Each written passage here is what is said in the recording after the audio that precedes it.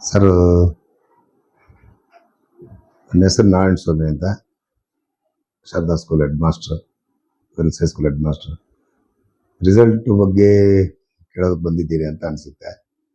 2024-25ನೇ ಸಾಲಿನಲ್ಲಿ ನಮ್ಮ ಶಾಲೆಯಲ್ಲಿ 208 ಜನ ವಿದ್ಯಾರ್ಥಿನಿಯರು ಪರೀಕ್ಷೆ ಕುಳಿತಿದ್ದಾರೆ. ಅದರಲ್ಲಿ 108 ಜನ ವಿದ್ಯಾರ್ಥಿನಿಯರು ಪಾಸ್ ಆಗಿದ್ದಾರೆ. ಅದರಲ್ಲಿ 10 distinction, first class 61, second class 35, pass class 2, total ಆಗಿ 52% ರಿಸಲ್ಟು ಬಂದಿದೆ ಸರ್. ಈ ಒಂದು ರಿಸಲ್ಟು ನಮಗೆ ತೃಪ್ತಿಯನ್ನು ತಂದಿಲ್ಲ, ಭಾಳ ಬೇಸರ. ಇಷ್ಟೊತ್ತು ಕೂಡ ತಾವು ಕೇಳಿರ್ಬೋದು, ಸ್ಟಾಫ್ ಮೀಟಿಂಗ್ ಮಾಡಿದ್ವಿ. ಸ್ಟಾಫ್ ಮೀಟಿಂಗು ಮತ್ತು ಮ್ಯಾನೇಜ್ಮೆಂಟು ಕೂಡ ಸ್ವಲ್ಪ ಬೇಜಾರಾಗಿದ್ದಾರೆ ರಿಸಲ್ಟು ಕಡಿಮೆ ಆಗಿರೋದ್ರಿಂದ. ಅದಕ್ಕೆ ಮುಂದಿನ ವರ್ಷಕ್ಕೆ ಒಂದು ಆಕ್ಷನ್ ಪ್ಲಾನು ಈಗಲೇ ಹಾಕ್ಕೊಂಡಿದ್ದೀವಿ ಸರ್. ಈಗಲೇ ಹಾಕ್ಕೊಂಡು ನೆಕ್ಸ್ಟು 90 to 100% ರಿಸಲ್ಟ್ ತರಿಸೋದಕ್ಕೆ ನಮ್ಮ ಸ್ಟಾಫ್ ಎಲ್ಲ ಕೂಡ ತೀರ್ಮಾನ ಮಾಡಿದ್ದೀವಿ. ಅದೇ ರೆಸಲ್ಯೂಷನ್ ಕೂಡ ಮಾಡಿದ್ದೀವಿ. ಬೇಕಾದ್ರೆ ತೋರಿಸಿ. ಶಾಲೆ ಸರ್ಕಾರಿ ಅನುದಾನಿತ ಶಾಲೆ ಆಗಿದೆ. ವಿಶೇಷವಾಗಿ ಇಲ್ಲಿ ಬಡವ ಮಕ್ಕಳೇ ಜಾಸ್ತಿ, ಮಕ್ಕಳು ಜಾಸ್ತಿ ಬರೋದು. ಅದ್ರ ಬಗ್ಗೆ ನಿಮ್ಮ ಅಭಿಪ್ರಾಯ? ಸರ್, ನಮ್ಮದು ಸುಮಾರು 53 ವರ್ಷಗಳ ಇತಿಹಾಸ ಇರ್ತಕ್ಕಂಥ ಶಾಲೆ. ಇದರಲ್ಲಿ ಓದಿರ್ತಕ್ಕಂಥ ಮಕ್ಕಳು KS, IAS, ಡಾಕ್ಟರ್ಗಳು, ಇಂಜಿನಿಯರ್ಗಳು ಬೇಕಾದಷ್ಟು ಆಗಿದ್ದಾರೆ. ಬಹಳ ಗುಣಮಟ್ಟದ ಶಿಕ್ಷಣವನ್ನು ಕೊಟ್ಕೊಂಡು ಬಂದಿರತಕ್ಕಂಥ ಸಂಸ್ಥೆ. ಜೊತೆಗೆ ನಮಗೆ ಬರ್ತಕ್ಕಂಥದ್ದೆಲ್ಲ ಕೂಡ ಗ್ರಾಮೀಣ ಪ್ರದೇಶದಿಂದ ಬರ್ತಕ್ಕಂಥದ್ದು ಮಕ್ಕಳು, ಅತ್ಯಂತ ಬಡ ಮಕ್ಕಳು. ಏನು ಸಮಸ್ಯೆ ಅಂದರೆ, ಈಗ ಮೊರಾರ್ಜಿ ದೇಸಾಯಿ, ಕಿತ್ತೂರು ರಾಣಿ ಚೆನ್ನಮ್ಮ, ಅದಕ್ಕೆಲ್ಲ ಕೂಡ ಸ್ವಲ್ಪ ಆಕ್ಟಿವ್ ಆಗಿ ಓದ್ತಕ್ಕಂಥ ಮಕ್ಕಳೆಲ್ಲ ಕೂಡ ಎಕ್ಸಾಮ್ ಬರೆದು ಸೆಲೆಕ್ಟ್ ಆಗಿ ಅಲ್ಲಿಗೆ ಹೋಗ್ಬಿಡ್ತಾರೆ. ಆ ಉಳಿದಿರ್ತಕ್ಕಂಥವ್ರು ಗೌರ್ಮೆಂಟ್ ಸ್ಕೂಲ್ಗೆ ಮತ್ತು ನಮ್ಮ ಸ್ಕೂಲ್ಗೆ ಸೇರ್ತಕ್ಕಂಥದ್ದು. ಅವರನ್ನ ನಾವು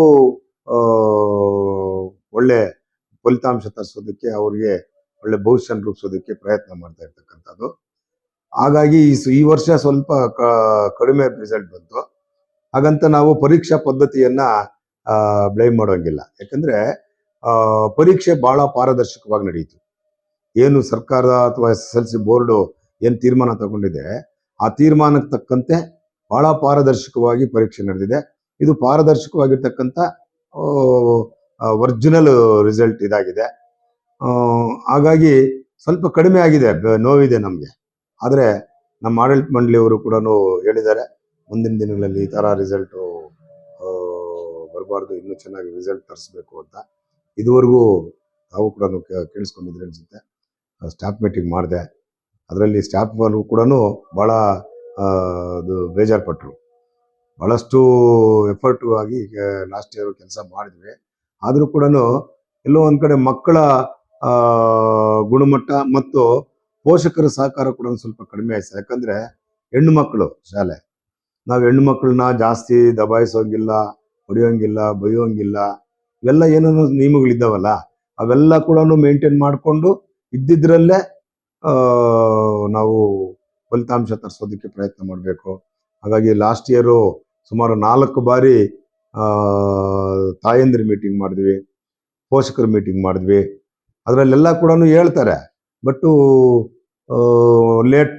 ಮಕ್ಕಳು ಲೇಟಾಗಿ ಮನೆಗೆ ಹೋಗೋದಕ್ಕೆ ಅವಕಾಶ ಇಲ್ಲ. ಇಲ್ಲಿ 4:15 ಬಿಟ್ಬಿಡ್ಬೇಕು. ಇಲ್ಲಾಂದ್ರೆ 1 ಅವರು, ಲಾಸ್ಟ್ ಇಯರ್ 1 ಅವರು 4:15 5 ಗಂಟೆ 5:30ವರೆಗೂ ಗ್ರೂಪ್ ಸ್ಟಡೀಸ್ ಮಾಡಿದ್ವಿ. ಅದಕ್ಕೆ ಕೆಲವು ಪೇರೆಂಟ್ಸು ಕಾಮೆಂಟ್ಸ್, ನಮ್ಮ ಮಗುಗೆ ಬಸ್ ಸಿಗೋದಿಲ್ಲ, ಬಸ್ಸಿಗೂ ಹಳ್ಳಿಯಿಂದ ಬಸ್ಗೆ ಗೇಟಿಂದ 1 ಕಿಲೋಮೀಟರ್ ನಡಿಬೇಕು, 2 ಕಿಲೋಮೀಟರ್ ನಡಿಬೇಕು, ಏನೇನೋ ಸಮಸ್ಯೆಗಳಿದ್ದಾವೆ.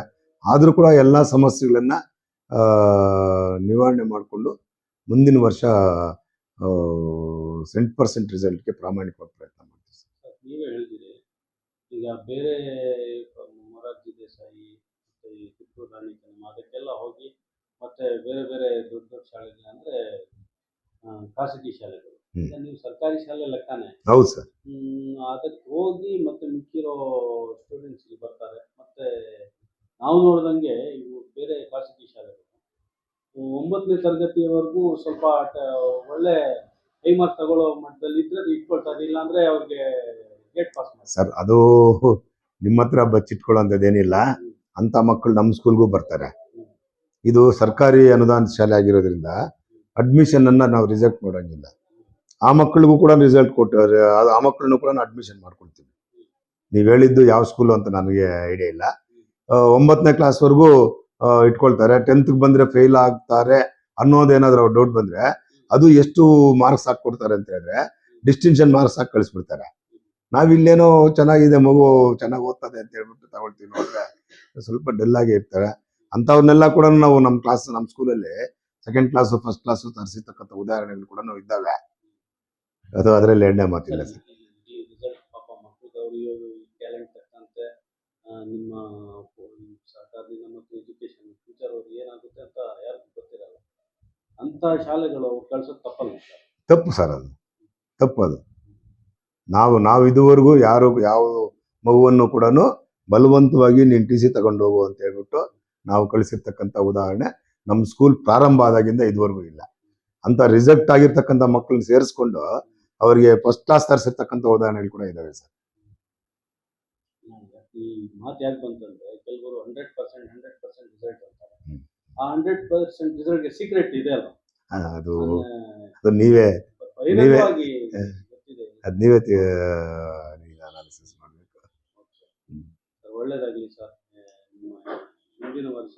ಯಾಕಂದ್ರೆ ಬಡವರ ಮಕ್ಕಳು, ಗ್ರಾಮೀಣ ಭಾಗದಿಂದ ಬರೋ ಮಕ್ಕಳು, ಅವ್ರಿಗೆ ಒಳ್ಳೆ ಶಿಕ್ಷಣ ಕೊಡುತ್ತಿರುವ ಸಂಸ್ಥೆ ಅಂದ್ರೆ ಎಲ್ರಿಗೂ ಗೊತ್ತಿದೆ, ಶಾರದಾ ವಿದ್ಯಾಪೀಠ ಅಂತ ಹೇಳ್ಬಿಟ್ಟು.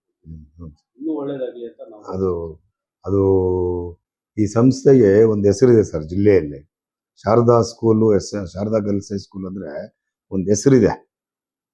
ಆ ಹೆಸರನ್ನ ಯಾಕೋ ಈ ಸಲ ಸ್ವಲ್ಪ ಬೇಸರ ಇದೆ ನಮ್ಗದು. ಆದರೆ ಮುಂದಿನ ದಿನಗಳಲ್ಲಿ ನೆಕ್ಸ್ಟ್ ಇಯರ್ಗಂತೂ ನಾವು ಬಹಳ ಸೀರಿಯಸ್ ಆಗ್ಬಿಟ್ಟಿದ್ದೀವಿ ಸರ್. ಸ್ಟಾಫ್ ಎಲ್ಲ ಕೂಡ ಕೂತ್ಕೊಂಡು ಇದುವರೆಗೂ ಸುಮಾರು 2 hours ಮೀಟಿಂಗ್ ಮಾಡಿದ್ವಿ. ಎಲ್ಲ ಕೂಡ ಬಹಳ ದುಃಖ ಪಟ್ಟಿದ್ದಾರೆ ಸ್ಟಾಫ್ ಕೂಡ. ಹಾಗಾಗಿ ಈ ವರ್ಷ ನೆಕ್ಸ್ಟ್ 25-26ನೇ ಸಾಲಿನಲ್ಲಿ ಒಳ್ಳೆ ರಿಸಲ್ಟ್ ತರೋದಕ್ಕೆ ಪ್ರಾಮಾಣಿಕ ಪ್ರಯತ್ನ ಮಾಡ್ತೀವಿ. Thank you sir.